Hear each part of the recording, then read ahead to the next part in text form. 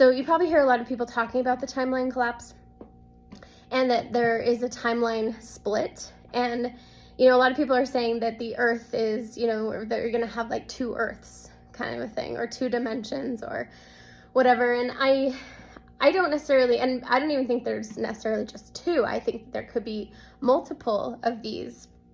I also don't think that there's going to be like that kind of a physical split necessarily. I think that it is a split that we're starting to recognize that each one of us has a completely different perspective. You could be in the same room with someone and that person could have a completely different reality than you.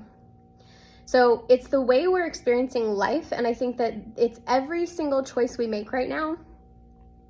It's almost like every rock you jump on, can feel a little precarious. Everybody's sort of feeling like they're floating in midair because we're in this middle place. We're in this place of, it's like there's a lot that's ended or ending even, and you can't access certain energies that you were able to access before.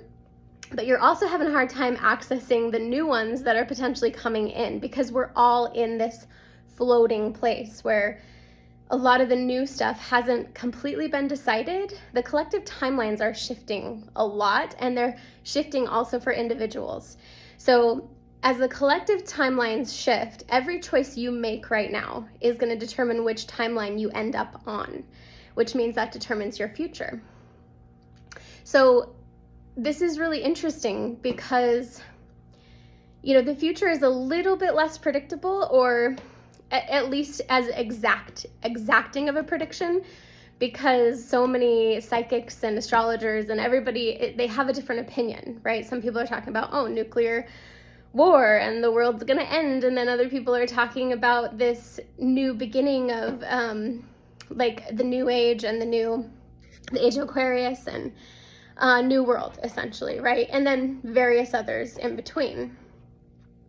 But the thing is that literally the choices you are making is determining which timeline you end up on. And I'm not about, scaring people when it comes to destructive or chaotic timelines. Now, we are, even if you are very conscious, and even if you are on, we'll say, more of a lighter, positive timeline, you are still going to be aware of the things that are happening in the world. You're still going to be aware that, there was a flood and there was a fire and, and this happened in the war, and you're still going to be aware of all of that, but your experience